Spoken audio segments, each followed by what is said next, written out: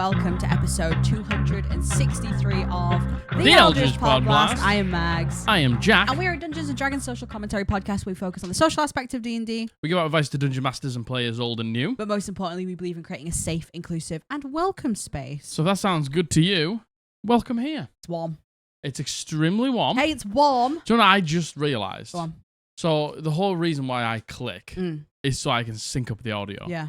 But it doesn't come up on your mic. Huh. So it's that's just not how I sync up the audio. I sync up the audio obviously every single time. Yeah. But that's not what I use. So it's actually pointless clicking. Yeah. But I like clapping. It's fun. It's like a ritual now. Yeah. I have to click. Yeah. I have to click.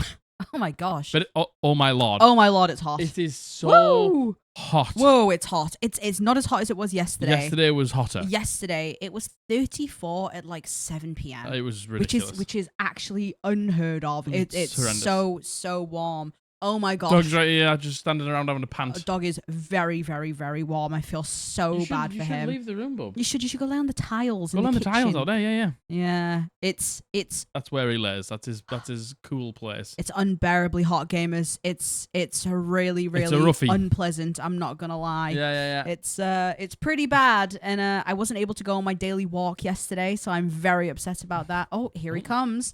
I'm like a dog. If I don't have my walk every day, I get very sad about it. And now did you see somebody's comment on the podcast last week? Saying, well, I like how the dog just makes himself comfortable. My favourite part of the podcast is the dog just pushing you around until he's comfortable. Yep. Which is what he does. It's what he's Which is what always he does. done. That's his like favourite thing to do. It's really nice when it's 31 degrees right now, and the dog wants to sit on my lap. Yeah. He's so hot. He's so warm. Like he sleeps in the bed with us with those people. Oh god. And the thing is, he sleeps on me every night. Yes, he does. Like he puts like his bum in the middle, but then he lays across diagonally onto my like side of the bed, and he's just on my legs all night. He's like up in my blankets, all sorts. So, and that's obviously boiling hot. Ow. Oh my goodness gracious me. Okay, well, I guess he's I'll there die. now. Well, he's here now. I guess that I'm just going to have to deal with it, to be honest with you. Deal with it.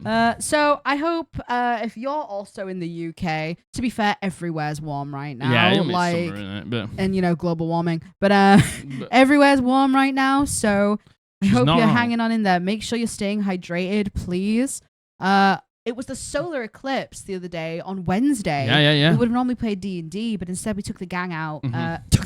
Like we're parents. Like we're the parents. Matthew took us out. He drove. Yeah, which was hell, by the way. It was hell. Driving in that car, the fastest But car I don't think it's on anything Earth. to do with the car. No, it is. It is everything to do. I think the car's fast, but the driver is also. You could drive that car not fast. Yeah. And look, if I had that car, which I would never because it's a Tesla, and I won't say any more than that. You all know why.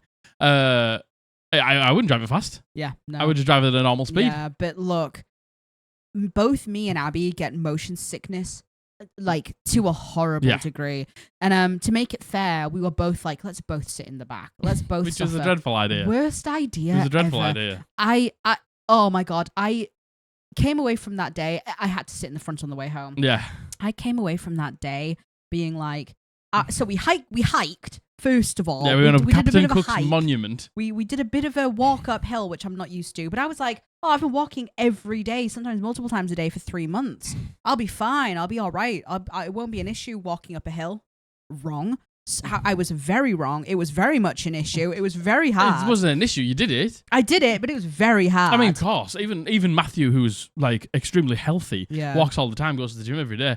I was walking beside him, and he was like, "How you doing?" I was like, "Well, I'm sweating, and I'm huffing and puffing." And he was just like, "Well, I am too, so don't worry about it." Yeah. I was like, "That's fair."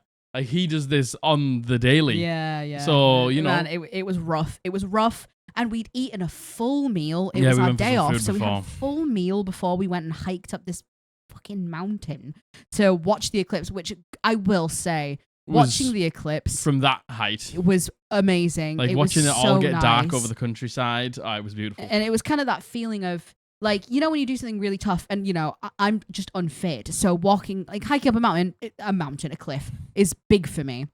It's that feeling of when you're so exhausted and you're just over it and you don't want to anymore. But you like crest over that hill, and there was like, I'd say like about maybe 50, 100 people there? More than 50. Like about 100 people there, like who had all gathered for the same reason, and everyone was just having a chat and like, being respectful of each other. There was kids playing with their dogs. And it was that moment of, oh man, this was so worth it. This was so worth it. This was so worth it. It was just so beautiful up there. Like, I don't know. Look, the world is not in a particularly fantastic place and hasn't been for a while. No. So when you get those moments where you're like, oh, damn. Yeah. Like this. A feeling of like, there are parts of this life that are very beautiful. Yeah, definitely. I would say there's more parts of it that are beautiful than not as well. And I think being able to, as humans go, this one thing's happening and we should all really go and see it because, for a lot of people, they're not going to be able to witness it again. The next one that we're going to have is 2090. Like, so it was really nice just humans getting together, doing a thing. And kind of as the eclipse started happening, it was, obviously everyone was in a good mood and the weather was beautiful and the view was great and everyone was just having a chat. But it was one of those things where as the eclipse started to happen, it got darker. Everyone kind of got quiet. Yeah, everyone got quiet and a bit reflective and respected the fact that we were all there for a reason, which was wonderful. It was honestly amazing. It was really good. I think that watching the solar eclipse with my friends changed my life. Yeah, I hope you had a lovely time wherever you watched it. I hope you went and watched it, and I hope you thankful for some good things in your life. I did the thing where, first of all, Abby didn't join us up the hill. Abby was like, I'm going to stay down here. She went and laid in the grass, had a great time. And I did the thing where I went around everyone. I was like, can we all say one thing we're grateful for? I made it a team building activity. Woohoo! Because the D&D group. Because I can't be normal about anything. It was good. So it was good. It was wonderful. But that's what we've been up to. Getting back into the new WoW patch. Yes. New WoW patch. It's a bit of a mess right now. But it is a bit of a mess right now, but it always is. Yeah, Blizzard. That's just I'm so how glad it I put goes. my box fee and my monthly fee for you to not release content that's in a fit state when I get it. Yeah, but that's just fine. Game development, I'm afraid. Hi to all the new people. Oh my goodness. Yeah, I know. Yeah, the last couple of podcasts you guys have really, really enjoyed. So the last couple thank of podcasts you. have gotten like way bigger for us, which is crazy. Yeah. So to anybody who's stuck around and subscribed, thank you so much. If you haven't subscribed and you're enjoying the content, make sure you do. Make sure you hit the like. Make sure you comment. Make sure you subscribe. All the good things. Yeah, really If helps. you want to support us anymore, consider checking out our Patreon. There's an extra monthly podcast on there. Mm-hmm. Anything else? No, we'll just get into it, I think. Thank you so much to all our patrons and YouTube members. You have no idea how much we appreciate your support. Gain exclusive access either on Patreon or become a channel member here on YouTube for perks like channel badges and emotes on YouTube. Gain access to a monthly exclusive podcast episode and a monthly live stream where you can bring all of your D&D homebrew for review by Jack. That's me. As well as an intimate D&D advice live stream where we can answer your D&D questions in depth and one-on-one. If you would like to support us directly and gain access to these perks, check the link in the description to go to our Patreon or simply click the join button here on YouTube. Thank you. All right, today we're doing Am I the Asshole D&D edition. We have, I think these are all from the Reddit. Yes, they are. And there's a mix of them. You know what? There's only so many times you can go to r/D&D and type in AITA and like not get the same things over and over again. So just bear with me, to be honest with you. Oh, I mean, have you got, how many stars have you got? Got 4. That's a lot. Yeah. Well. That's a lot. We might not even get through all 4. Yeah, well. We'll see how we get on. Yeah, well. Who knows? So this one is just titled, Is This Normal or Am I the Asshole? I started this campaign as a lawful good monk of tranquility. Our team healer adjusted slightly per DM's discretion. We were after a cult that sought to recover an ancient artifact and destroy the world. D&D stuff. Good old D&D stuff. So despite being a peaceful monk, I was fighting to punch the crap out of them. I think that's what that says. Yeah. One night, we stay in an inn in a peaceful village, enter a band of pirates, and my team picks a fight with them because they're obviously pirates. But instead of fist fighting or intimidating them to leave, they immediately draw their weapons, casting spells, and start slaughtering them. Me, being a peaceful, tranquil monk, was horrified by this gruesome act of violence in an otherwise peaceful town. I decided because of this, it would be best for my character to just leave the party. Everyone at the table thought that this was shitty of me, but I was just trying to roleplay. Anyway, I rolled a new character. A prince from a small kingdom who wanted to make a name for himself as an adventurer, not just as a noble. I was a tabaxi ranger with a panther companion, role-playing that we were raised together. My companion was my best friend since childhood. Then the DM gave the barbarian a berserker axe, and he went berserk, making him attack any nearby creatures, even friendlies. Well, he took one swing at my companion, who was just chilling, laying down, and brought her down to 9 HP, nearly killing her. Me, actually role-playing my character, was very protective of her and wanted to fight the barbarian for this. Luckily, my party was able to convince me that this axe is cursed. He didn't mean to attack my companion. I gave the barbarian a choice. Either ditch the axe or I will make him ditch the axe. I was not willing to take another chance at my best friend getting killed because he couldn't control a cursed object. He didn't ditch the axe, so I was going to make my move on him until the entirety of the party suddenly turned on me, both in-game and out of game. Knowing I can't beat 5 people with 1 ranger, my character decides it's best to just leave the party. I don't want to risk being around that berserk barbarian who won't give up his cursed axe. So once again, I'm faced with a dilemma. Do I break character and do I just go with the party? After all, I know as a player that it's just a cursed item. I know the stats, that it can be mitigated with the right preparations. Or do I actually roleplay and just leave the party again? But the table really doesn't seem to like this idea. Am I the asshole? Oh God, this is a complicated one because I think there's definitely more fault on all of the party. I think more than this person. Personally, in my opinion. But I think that this person is not true. I think, you know, when we always say, like, you got to suspend your disbeliefs a little bit. Yeah. I think this person is really struggling to suspend their disbeliefs. Yes, totally. But at the same time, you're right, like, I would be annoyed at the barbarian for trying to slaughter my best friend. Yes, 100%. Yeah, absolutely. I would be upset with the party if I'm a bit of a pacifist, if I'm a bit of a holy person, if I believe in the balance of the world, if I believe that everyone like deserves a fair shake. Just because these people are pirates doesn't mean they should be slaughtered. Yeah. If they're roughhousing people and they're stealing from people, then they get turned into the law enforcement. Maybe we beat them up. Maybe we steal all their money and we teach them a lesson. We don't slaughter them. Yes, I agree. And I honestly don't even think leaving the party is a bad thing. No. But I do think being on the ropes of it twice in a row isn't a good thing. No, that's the thing. It's like, but this person being on the ropes is neither time their problem. Yeah. Do you know what I mean? I think this is one of those things where they're playing into their character too. They're not suspending their disbelief enough. Yes, they're playing into the character a little too much. Because let's be honest, if we had a pet and someone tried to kill it and we were like, hey, that's going to happen again. Get rid of this thing. And they're like, no, obviously you wouldn't travel with them anymore. No, you wouldn't. Yeah, exactly. You wouldn't in real life. No, naturally, you wouldn't. But it's isn't a game. Real life. It is a game. It is a game. And there is so many ways you could make this a really interesting kind of like... Even the first one. Yeah, I agree. The pirate one. I agree. I think the pirate one even more. Yes, there's so many ways you could make it a point of conflict and something that the whole party kind of needs to work together to get over and change. Your monk goes to the group and says, what we did last night can never happen again. Yeah, totally. Otherwise, I'm out of here. And look, I'm your healer. Yes. And without me, you guys are dead. Yeah, exactly.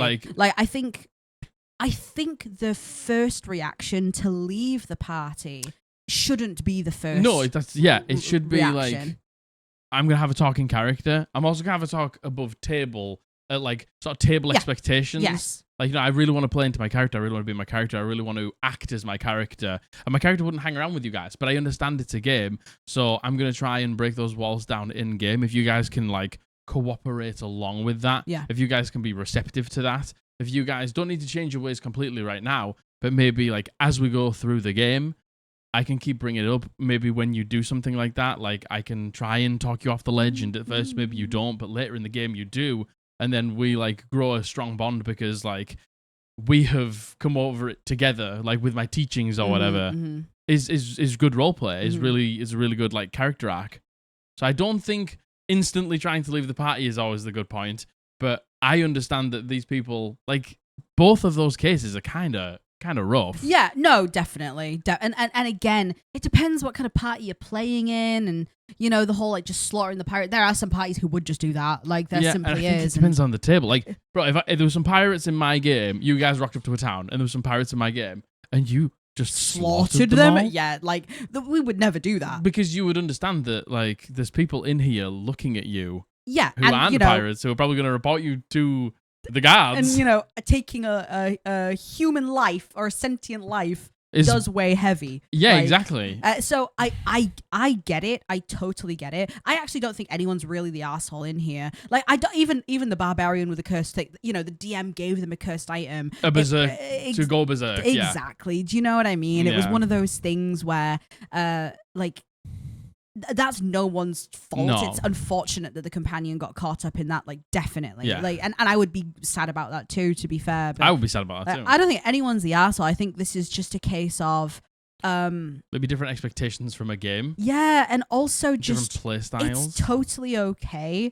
You're not doing yourself or your character a disservice by not doing what they would do for the sake of just keeping the game together. For the health of the game. Yeah, totally. Like, totally. And there's so many ways you could turn these situations into, like, bonding moments for the group or, points of conflict and something to get over as opposed to just leaving. Yeah, that's it. It's like these friction points in games between characters' beliefs are like what foundations of good fantasy tales are built on. Yeah. Like parties that come together against all odds from different walks of life who believe in different things, who if they weren't in this party would literally never have anything to do with each other, somehow, somewhere, for some reason, find a way to stick together, learn from each other, teach each other, like become friends, almost become lovers at times, like against all odds. Like that's what D&D is about. Yeah, I agree. So at the moment of friction, just being, I'm going to leave the party, isn't right. But at the same time, I understand that, people doing crazy. It's like murder hobo behavior. Yeah. Like killing the pirates is murder hobo behavior. Yeah. No, I agree. Maybe you rough the pirates up. Maybe you sneak into their house and steal all their stuff. I agree. Maybe you draw dicks on their faces. Yeah. Do you know what I mean? Like stuff like that. But we can't just kill everyone. Yeah, we I don't agree. like. And I feel bad for OP because they're saying, like, I could just throw roleplay away, which isn't fun for me at all, and just go along with the party. And it's like, you can have both. You can definitely have both. If the table allows, though. Yeah. Because if you go to the table and you try and offer up a solution, and they're like, nah. But just even like you can turn a moment like that into a roleplay moment for yourself too. Like I think at least I don't think anyone's the asshole here. Yeah, no, I know what you mean though. Like a sort of self-teaching moment. Yeah, I agree with you. Yeah, I don't think anyone's the asshole. I don't think so. It's a bit of a mismatch. Yeah, indeed. The next one is titled, Am I the arsehole for playing games on my phone and listening to music since I didn't get to play for the whole session anyway? Have you got any games on your phone? Have you got any games on your phone? Have you got any games on your phone? Have you got any games on your phone? Last session, the party got split up. 2 players went to a small dungeon, A and B, and 2 players stayed in our camp for the plot/roleplay related reasons, me and C. If it matters, A sneaked into the dungeon, B followed them to keep an eye on them, me and C stayed in camp because we got arrested for the way that A had found out about the dungeon. Okay. The session was about 7 hours long, and the DM managed to do the small dungeon only, both because the player's choices made it longer and because A is pretty slow with both fighting and role-playing. C plays via Discord, so I think they managed to get distracted without it being too noticeable. I managed to pay attention while there were plot-related moments, but I did get completely distracted when the fight started. I either played games on my phone or I listened to music with one ear off. Roughly, there was about 3 hours of plot stuff and 4 hours of fighting. The DM did say that they were sorry for this, and I don't think they minded me doing this other stuff, but I do still feel pretty guilty. What do you think? So you were sat there for 3/4 hours not doing anything? Through a fight, combat, yeah. No. Yeah. And 7 hours of not actually partaking, I don't think, at all. Well, the 7 hours is combined of the 3 hours of plot and the 4 hours of fighting, right? Yeah, yes. So it's like, we split the session basically down the middle. Yeah. This group's doing the plot at the camp, yeah, and this group's doing the fight. Yeah. So for either 3 hours or 4 hours, you were doing nothing. Yeah. So the thing is, right, what your DM should have done, you aren't the asshole. No, not at all. Your DM isn't the asshole. No. Your DM definitely should have had more foresight. Yeah. And gone, these are both going to take very, very, very long. We're basically just going to do a double session. You two come in at the beginning. Yeah. We'll do all the camp plot stuff. Yeah. Then we'll end that session and we'll start another session with the combat. Yeah, So totally. you guys can do whatever you want for 3 hours, and then you guys can finish 4 hours early. Like West March's style. And again, I completely understand that the DM, the DM didn't intend for it to be this long. No. But that's how D&D goes. D&D. Unfortunately, And, like, yeah, the thing that's how is, it goes. Sometimes you want to do these cool like flitting back and forths. Yeah. Like there's two groups doing two different things, and then this group spends about 10, 15, 20 minutes doing all this, and it gets to a crescendo, and then you go, and we'll come back to that in a moment. Yes. And you come to the other group, and then they do 10, 15 minutes, because the thing is, it's enough time where you're reeling from what's just happened to you, you're thinking about what's happening, you're listening to the other group, and by the time you listen to the other group and you're interested because their bit's got to a crescendo, it's back to your turn. But blocking out 3 or 4 sessions, your Dungeon Master should have said, hey, don't come to the first half, or you guys just come to the first half, you guys just come to the second half. Totally, yeah, absolutely. Like 4 hours of fighting, because again, combat's fun when you're in it. Yeah. It's watching a combat when you're not in it for 4 hours. Like, the thing is, one thing that I've been watching like campaign 4 recently of Critical Role. Yeah, and even when I was watching campaign 3, it was different than campaign 2 because I was new to the game, and learning all about combat was really exciting to me. Learning about everything that all the different classes did was really exciting for me. So I watched all the combats. Whereas when I got into campaign 3, I know what all the classes do. I know what all the subclasses do. So a lot of the times, I wouldn't skip the combats, but I would be less engaged when I was. It's like I watch it for the story. Yes. I watch it for the world building. I watch it for the NPCs. So if you're not involved in the combat, it isn't very fun. Yeah. No, it isn't. It's quite simply put, it isn't. And you know, like, you always hear these horror stories of DMs being like, oh, they were on their phone the whole time. But this is not that. This is a totally separate thing. I don't blame you at all. Like, I don't understand if you are face to face, because you say C plays via Discord. So I think somebody plays via Discord. Yeah. So again, like, I can imagine it is more engaging when you're actually physically at the table and these things are happening. But for 4 hours, I would also find myself doing other things, being very honest with you. 4 hours is such a long time. And like, you know, you could make the argument of it's just one session, and I probably could lock in for that one session. I don't think I'd want to though. I don't think I'd want to. I don't think it's fair to ask somebody to do it. Yeah. Like, if for 3 hours of roleplay at the camp, let's just say some things get resolved in that time, and some things get resolved in the fight. Like, there's a few like different threads that actually get resolved. You can just relay that information to them when they turn up next time. Yeah, absolutely, totally. Yeah, I think this is definitely should have just been split it up. But again, that is I feel like that's just, you know, maybe a hindsight thing, and an experience thing as a DM. Yeah, never having a situation where you've had to split the party up in such a way, in kind of a dramatic way, where one half is doing a dungeon. Yeah. You know what I mean? I don't think anyone's the asshole here, and I really do not think that you're the asshole for listening to music or going on your phone for 4 hours. Yeah, I think a lot of people would have done the same. I would have probably messaged the DM. I would have probably asked if I had to be there. And been like, yo, do I need to be here because I'm not doing anything? Or I would have at very least been like, hey, like, I'm going to do something else. You just ping me if you need me. Yeah, let me know if you need me. Or like, I'm happy to be in here, but like, especially if it's online, like, I'm happy to be in here. But just let me know if you need me. Otherwise, I'm just going to do something else. I don't think anyone's the asshole though. No. Nope. I think the only person who would be the DM. But I think it was more just poor planning. It's not a malicious assholeness, absolutely. is it? I don't think that's. I don't think the DM intended that. I don't. At all. I agree. No, not at all. All right, this next one. This is just titled, I Need to Know If We Were Assholes. We recently started a D&D campaign, but everyone but the DM is new to D&D. Okay. We've gotten very into it. The party is my husband and me and our friends. Let's call them EJC and the DM. EJC. E works late a lot and can't commit to a day or a time. Okay. 5 of us work Monday to Friday, including E, so we all agreed to Fridays. So if we had to start later, it wasn't an issue about us being up late. Yeah, because you can be up really late because you have the day off on Saturday. Also, if one person can't make the session, the DM moves their character with permission of the person. Cool. We agreed to this as long as the DM tries to move our PCs in the way that we would. Yeah. We are in a dungeon looking for the BBEG. This week, everyone checked in throughout the week confirming everyone except E in a group chat. On Friday at 8:30 a.m., E said he might not be able to make it that night, but he didn't want to miss the fight, and he might be available on Sunday. We tried to accommodate this, but 2 people couldn't make it to Sunday. E stopped checking the chat, did not respond when we all discussed playing that night anyway, and trying again for Sunday. Since he never objected to this, we just continued. The fight that night was not the BBEG. As we started at 7:30 p.m., E texted me some spells he wanted to use against the BBEG. At 10 p.m, he sees we were video calling and pops in to call us names for not playing. DM asks him if he had checked the chat. He says no, and he turned off the notifications so he didn't have to listen to it, and demands to know why we didn't text him personally to let him know. My husband responds, well, that's what the point of the group chat is for.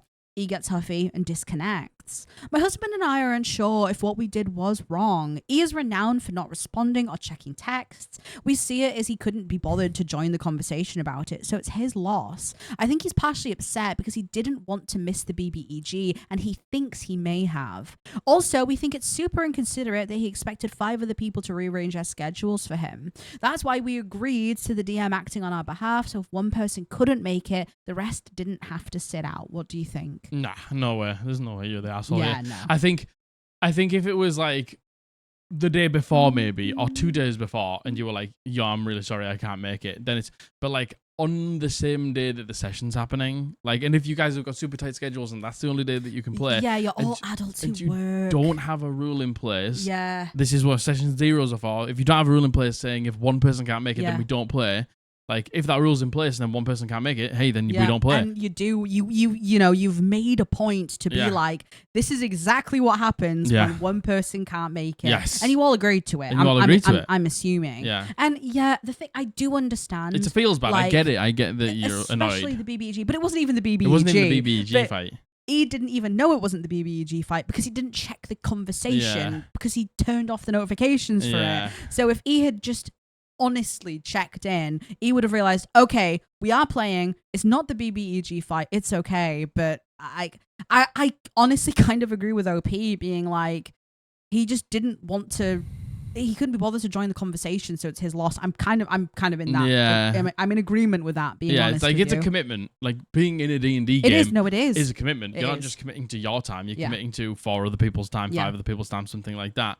And you're committing to respecting their schedules as well. Yeah. And we all have busy lives. And if that's the rule and you can't make it, I know it sucks. Yeah, I know. But that's the crack. Yeah. And if you like hop in and be like, yo, I can't make it, can we reschedule a Sunday? And everyone's like, no, and then you don't say anything else. Don't say anything else. And people are like, hey, we're still gonna play, is that okay? You turn off notifications. You don't reply, that's on you. I completely agree. Yes, you've dropped into the chat and said, I can't play, can we play on Sunday? And then you just dip out and don't expect say it anything to be on else. Sunday. That's completely on you. I completely, totally agree.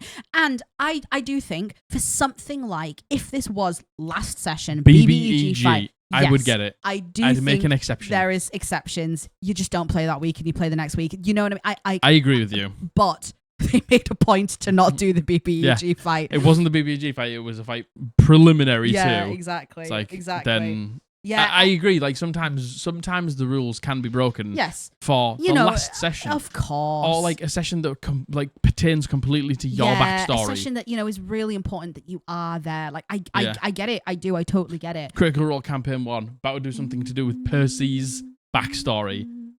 Taliesin can't make it. Matt just makes up a session. Yeah, because it's just like we still want to play, we still want to hang out, we still want to have fun, we still want to roll dice and play our characters, but we can't possibly continue the story without the person who hinges on. Yes, exactly. So doing this, where we put something in place so we can still play the game, but we're not continuing the story, so you miss out on something really important, is good. Yeah, no, I completely agree. I think no, you're absolutely not in the wrong. He is the asshole. And it's especially because again, I think it would even be different if he was like, I'm sorry, I was at work, like I couldn't check my phone. Yeah. Like I'm gutted, basically. Yeah. Like, I would get that, but it's the fact that he was like, yeah, no, I just turned off notifications because I didn't want to deal with it. It's like, well, that's on you, King. Don't know what to tell you, but that's on you. There's only so much that we can do. Yeah, there is truly only so much. I think so much. I don't even necessarily think that he's the asshole, honestly. I think he's just coming in and calling them names. Yeah, no, true. I think he's a bit of the asshole. I think he is a bit of the asshole. He's maybe not Not a self-aware king, you know. Yeah. I think, but no, I don't think you guys are in the wrong, not at all. No. The fact that you actually didn't do the BBEG fight as well, like I think I get what you feel about though, because your friends missed out on D&D, which is something that they look forward to. I get it, but sometimes that happens. Yeah, it is. There's gonna be life. There's gonna be thousands of more sessions to play. Yeah, that's just life, gamers. That's just life. No, I don't think. I think if anyone is the arsehole, it's Ian. Even then, I lightly think he is the arsehole. I don't think it's like, oh my god, I can't believe you've done this. Because the only person I can't believe you've done this. I can't believe you've done this. The only person who's really truly missed out is he, because of their own actions. Yes. Yeah, exactly. The self-sabotage, isn't it? Yeah. So, I mean, he is the arsehole, but it's a light arsehole. Yeah. It's a bleached arsehole. It's a bleached arsehole. It's a bleached arsehole. It's a bleached arsehole. And I slept on my neck so bad last my night. back hurts, but that's probably from picking up all of my parcels. But it's been pretty bad the last 2 days. Indeed. Right, this is the last one. And this is titled, I think I messed up last session. Can you guys give me your opinion? Okay. Yesterday we had a roleplay session, and basically our party has to steal some magic items so they can reclaim their town from a really powerful wizard. They have to do a contract to do it in 2 days, or else all of them will die. Okay. My character is driven by a past love of his, who we found out recently is still alive. My character is a reborn. Hence, he wants to end quickly with the job, and when exploring this city where we have to steal the magic items from, my character cast disguise self on himself. He infiltrated himself with some soldiers who were doing something that we didn't know at the time. He followed them and he arrived at a castle where the soldiers were taking all the valuables to transport them into another place. In this place, I saw one of the magic items we needed to retrieve, so I took it as a guard to transport it. Long story short, I exit the castle, I cast darkness, I remove my disguise, I hide the object, I disguise again, and then I cast Find Steed, and I make everyone believe that this weird ass looking dog, my steed, has stolen the things from me. But then the alarms fire off, and the leader of the city, who is a really important and strong character at the level of the one who hired us, catches my steed and then catches me, realizes I'm an imposter since the guard I was disguised of was around. Yeah. Then the rogue of our party does some shenanigans. They steal some armor, make themselves look like a guard, persuades me to take me to jail, and ends up saving me, hiding us with the magic item that I hide in my equipment. Okay, nice. That sounds like it's gone pretty... not without a hitch, but we ended up in the right place. You recovered it. You recovered it. A recovery. After the session, my DM told me he was not planning to introduce this character so early on, the leader of the city, and he was planning for me to just throw the item off of the window with a bag and escape in stealth. And I felt he was not having a blast with the session as we usually do. I, as a player, and sometimes DM, want everyone to have fun when playing. So I want to ask you, did I do something wrong? Did I make the DM have a bad time, and whether I could have played this differently? And P.S. my DM is usually really great with improvising, and as players we all have a blast, but the thing is I also want him to have fun, and I don't think he did. Any recommendations? Yeah, that's very nice that you want that for your Dungeon Master, and that's what we should always want. We should always want our Dungeon Master to have fun as well. Yeah. But at the same time, I think your Dungeon Master has sadly done the cardinal sin of over-preparing. Or I say over-preparing. Having a predetermined outcome of what's going to happen, and when that predetermined outcome didn't happen and they had to improvise and do something that they weren't actually expecting to do, it's harder to do. Got disappointed. Yes. So, and this is what I always say is, at the beginning of my DMing journey, I would do the same thing. I would, sometimes preempt an outcome, and then when it didn't go that way, I'd be like, I feel like it's a very, very common thing to do as well. But at the same time, I feel like I was very good at just rolling with the punches. Yes. And now I'm very much just like, hey, here's this thing that you need to do, and then I don't even remotely even possibly think about how they're going to do it. Yeah. Because they'll never say the thing that I think they're going to do. Never. And then I'll never be disappointed. Yeah. And I'm a good improv DM. I love improving. I love rolling with the punches. I barely plan. I just plan my combats because those are the things that you can't truly make up on the fly if you want to do really difficult stuff with battle maps and things like that. But my sessions are barely planned, so I never run into this. So could you have done anything differently? No. I mean, you could have done exactly what they wanted, but did they tell you that that's exactly what you wanted to do? Exactly. Then how would you know? It's like, how are you supposed to know as the player that your DM wants something like as specific as that from you, or that your DM kind of foresaw that happening? And honestly, this doesn't sound like a bad plan. No. Casting Disguise Self on yourself, so you go in as a guard and you can take the item. Sounds like a really cool idea. And then when it's time to piss off, you do all these things, and hey, it didn't work. This is what the infiltrator classes are for. Exactly. For infiltrating. And then your rogue manages to come in somehow and turn the situation. Like, that it was good. sounds That like sounds fun. really fun and really engaging to me. Sounds like a good plan that we had to improvise a little bit on the fly and roll some dice. And that's really fun. And, you know, you have to think and you use your resources. And I love sessions like that. Like that to me is my favorite type of session. And I completely understand what you're saying, being like, I just don't think the DM had fun. And hey, maybe there's a chance they didn't. Yeah. Maybe because they had set this predetermined outcome and they expected it to go a different way. Maybe they didn't have fun, but that's on them. Yeah, it like, especially like kind of being like, okay, this is gonna happen, this is gonna happen, this is gonna happen, and you can't ever blame a DM for thinking like, what DM has not done this before? Oh, every DM has done this, and every DM has learnt from 100% this experience of, all right, well, this is how I'm going to set up the thing, and they're going to do this. This is probably what they're going to do. Yeah, and then when they do this, then it goes completely off the rails. Yeah. And they don't do what you expect them to do, and then you're sort of caught with your pants down, and you're having to improvise. And you're trying to like claw onto this scenario you built around certain things happening, and then because they haven't happened, you're like, how do I do it? I get it. I totally get it. But no, I don't think you're the asshole. And like, part of me thinks like the DM didn't have to introduce this character. No. Especially if they weren't ready to. But again, it's probably one of those things where like, oh my God, what else do I do? What do I do now? Yeah. Do I bring this person in because they? I get it. And I don't think, again, I don't think you're not the asshole here. Nowhere. There's literally no way that you could be described as the asshole. No, you're just playing the game. Yeah. You're just doing what your character would do, and infiltrating as a rogue and being sneaky, or like the rogue was like helping you out of this tricky spot, and that's the fun of D&D, is sort of just rolling with the punches. Yep. I think that a lot of DMs could learn a lesson through, it's not your job is to set up the puzzle. Mm-hmm. Your job is to set up the scenario. Your job is to set the task, set the challenge, and then say to your players, hey, here's the challenge. What are you going to do? Yeah, totally. And then they decide. And then they work it out. How they're going to figure it out. Yeah. If you decide the challenge and then decide the outcome, and then you are so stiff with the outcome that everything they say, you're like, no, you can't do that. No, you can't do that. Or you say, oh, well, you can do that, but you're panicking. It's just like, you need to be a little bit more free-flowing with it. And I'm not saying that you improvise everything, but there's some scenarios where you just cannot guess. Mm-hmm. And guessing is only going to make your game worse. Yeah. I agree. Like trying to force people into playing in a certain way. Yeah, I agree. No, I think you honestly just used what you had at hand and you did the best you could. Your DM did the best they could as well, like outside of kind of pre-planning this thing that they shouldn't have. And no, I don't. No, you couldn't have played it. No, you're not the asshole. No, I don't even think the DM is the asshole. No, truly. I don't either. It's no, purely an experience. 100%. Yeah, no, you will agree. just learn as you become the DM didn't even say like, "Oh, you ruined that for me." Your DM was just like, "Damn, I didn't expect you to do that. I thought you were going to do this." Honestly, and I understand coming away being like, man, I think I made that hard for my DM. We've all had those moments where we've done something, we've gone, oh, man, was that too much? Have you ever done that with me?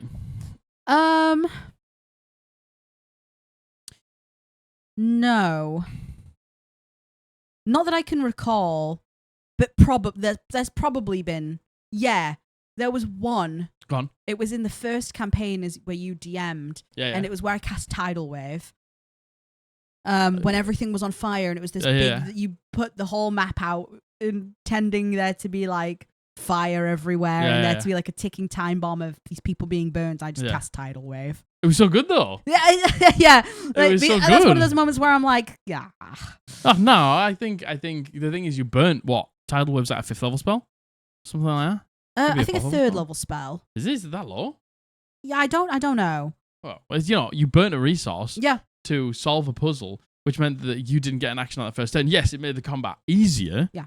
But at the same time, but that's what I mean. It's like you put these moments in place so your players can do the cool thing. Mm-hmm. So then when you cast Tidal Wave and did this really cool thing, you still remember it to this day. Like Matthew talks about that all the time, about true. how awesome it was and stuff like that. Yeah. It's like it was such a good moment because you did truly like just make you solve that combat round 1, and that's really cool. Thank you.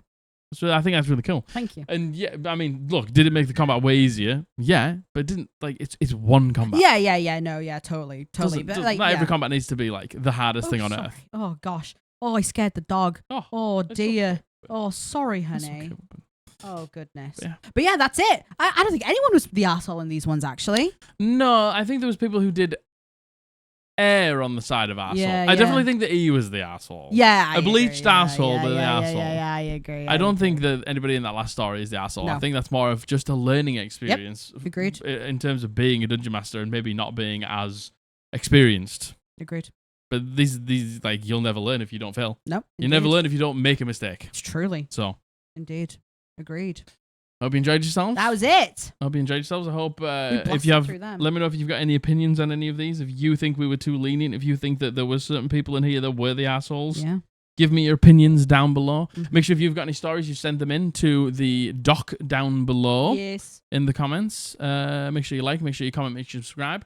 I love you. I love you. Bully loves you. Yeah. We have been the Eldritch Podblast, and we're going to see you guys on Monday. Bye. And once again, another huge thank you to our patrons and YouTube members, and a huge shout out to our entity tiers. Poobs. Ariel, Tula. Runarian, Maddie. Luna, Teddysaurus. Caspian, JSpotTX. Dallin M, Sleepy. Joe Dragonlord 2, Alistar. Lawkeeper Society, Ricky B. Catherine, Bowskin. Panda Queen Plays, Xylo Boy. Lucas Iapetus, Luna River. Crestomancy, Harry Godfather. Raynanana, Pretend It's Ace. Dana, Captain Hades. Slobby1, Amelia A. Rebecca K, Banoffee Spy. Tears of the Sun, Crumley. Dink Twin, Light of Hearts. Nathan W, Stephen R. Simple Gin, Kenzie Van E. Danny Phantom, Spiritual Rogue. Brit, M. Rule the Board. Jordan SC, Dino Robot Lover. Ben McL, Caro the Koala. Luca M. Moonwater. Christopher B. Emily H. Thank you all so much for the support. You have no idea how much it helps. And if you would like to become a patron or a YouTube member, click the link in the description or the join button down below.